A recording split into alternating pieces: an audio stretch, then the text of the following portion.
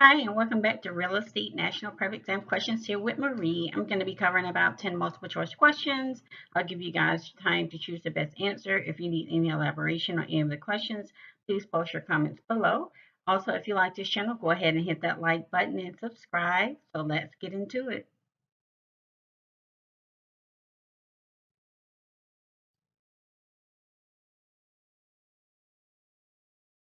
Which of these sellers is exempt from the federal fair housing laws? 1. Cam, who instructs his real estate agent to avoid showing the property to anyone with a heavy accent. He doesn't care what type of accent they have. 2. Joseph, who is selling his home without the assistance of a real estate broker. He shows his home only to people who share his religious beliefs. 3. Drea, who tells her real estate agent she wants to limit any marketing to specific groups of people that her neighbors will approve of. Or 4. Michaela, who is selling an older home with a lead-based paint. She refuses an offer from a family with young children and tells her agent it's because the children shouldn't be exposed to the hazardous material. What is the best answer here, guys?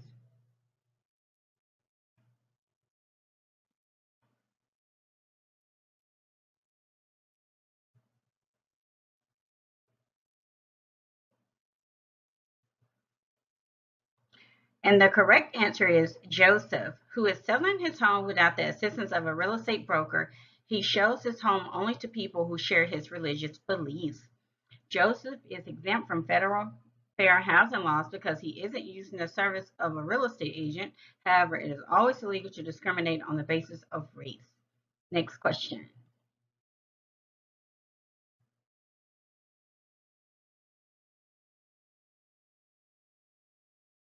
Mary is renting out one of the rooms in her home. She wants to be choosy about her roommate, preferring a female who will be quiet and won't smoke.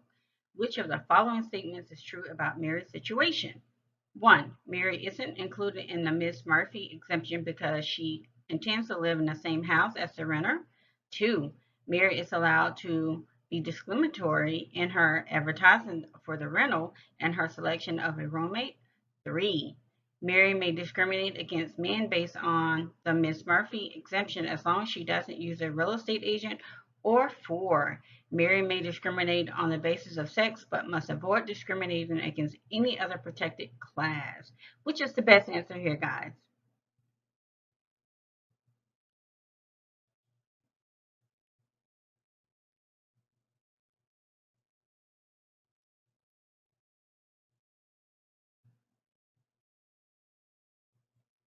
And the correct answer is Mary may discriminate against men based on the Miss Murphy exemption as long as she doesn't use a real estate agent. Mary is covered under the Miss Murphy exemption as long as she doesn't use a real estate agent, doesn't discriminate on the basis of race, and doesn't use discriminatory advertising. She's acting within the law. Okay, next question.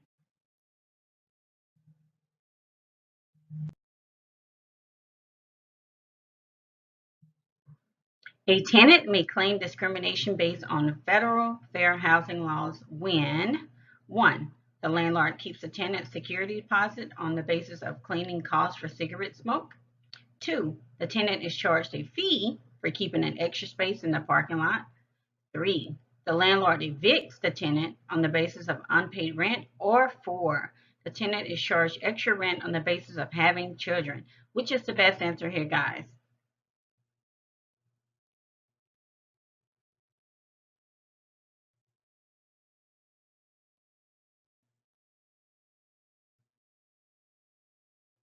And the correct answer is the tenant is charged extra rent on the basis of having children. Discrimination occurs when a tenant is charged extra rent on the basis of having children, since familiar status is protected class under the federal fair housing laws. Next question.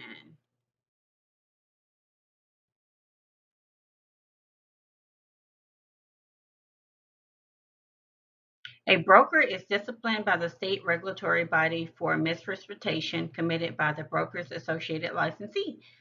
What concept makes a broker legally liable for the other licensees act? 1. Quid pro quo. 2. Legal ad hominem. 3. Supervisory responsibility. Or 4. vicarious liability. Which is the best answer here, guys?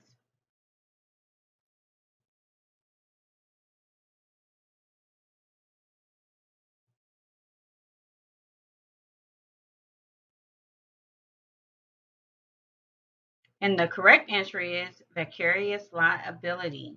A supervising broker has vicarious liability for an associated licensees and can be disciplined for their actions. Next question.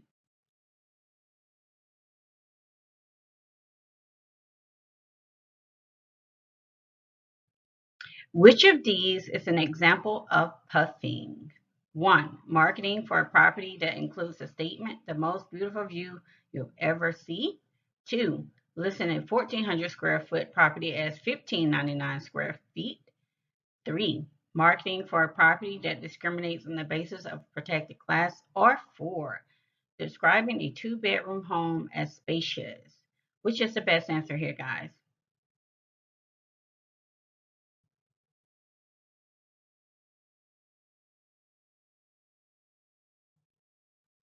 And the correct answer is marketing for a property that includes a statement, the most beautiful view you've ever seen.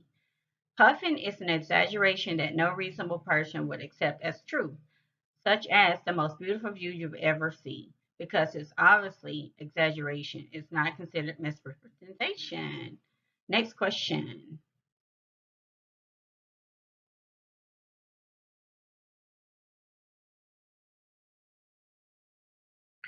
Nathan is developing his marketing strategy. Which of these is not a requirement? Nathan has to follow based on the Telephone Consumer Protection Act.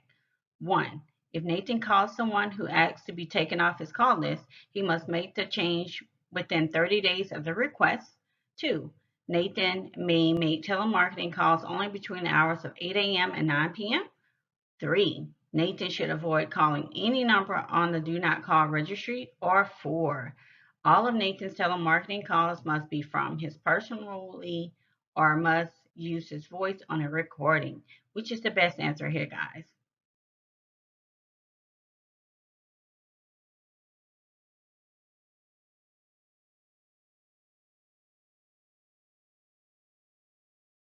And the correct answer is all of Nathan's telemarketing calls must be from him personally or must use his voice on a recording. The TCPA has no requirement that a telemarketing call from a real estate agent like Nathan must be from him personally. Okay, next question.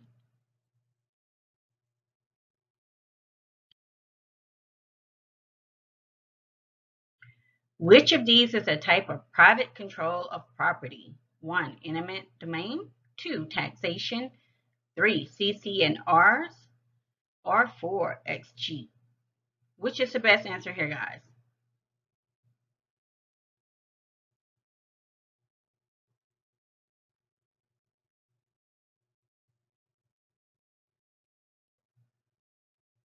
And the correct answer is CC&Rs. CC&Rs are private controls on property use. Next question.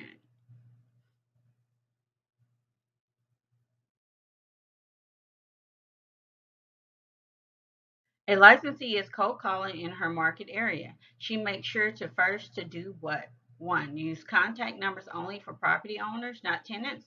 2. Have a strip that clearly promotes her services. 3. Check the number she's calling against the do not call registry. Or 4.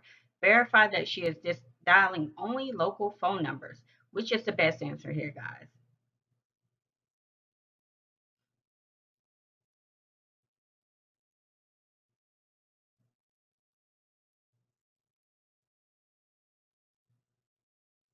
And the correct answer is check the number she's calling against the do not call registry.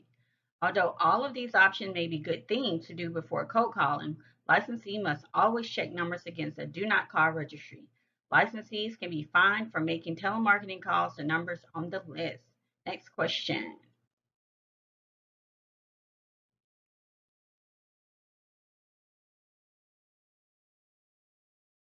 Which statement would not be considered a violation of the Sherman Antitrust Act?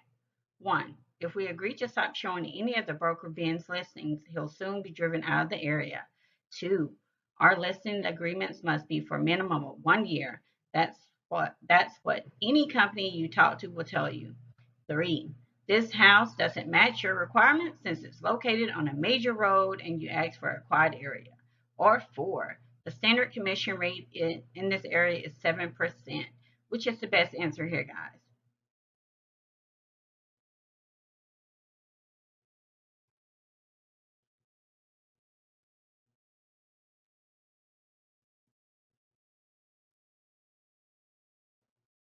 And the correct answer is this house doesn't match your requirements since it's located on a major road and you ask for a quiet area. Antitrust laws prohibit a price flipping group, boycotts, tie-in arrangements, and market allocation. Limiting showings for a buyer to properties that meet the buyer's requirements isn't an antitrust violation. Next question.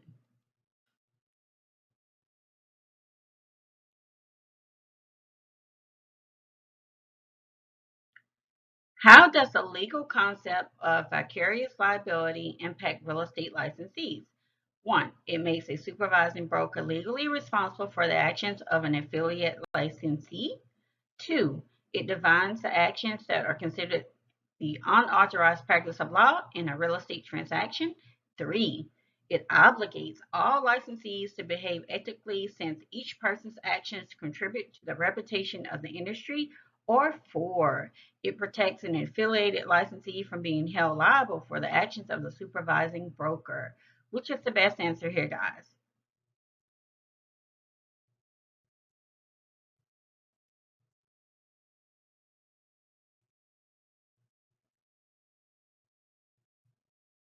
And the correct answer is it makes a supervising broker legally responsible for the actions of an affiliated licensee. A supervising broker is legally responsible for the actions of affiliated licensees through the concept of vicarious liability. Okay, guys, this wraps up our 10 questions for today. Again, if you need any elaboration, please post your comments below and bye for now.